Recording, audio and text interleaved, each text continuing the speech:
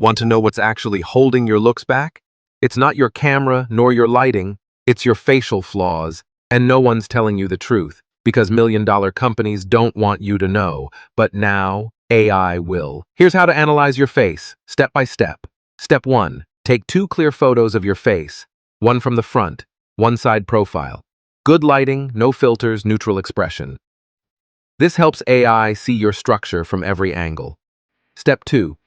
Go to ChatGPT, upload both pics, then type, "Analyze my face according to looksmaxing.org standards." Don't worry, this isn't about being insecure. It's about finally seeing what the mirror won't tell you. Next, ask, "Rate my face out of 10. What are the major flaws girls would notice?" This is where it gets real. Jawline, chin, eye spacing, skin, everything comes to light. It might sting a little, but now you know.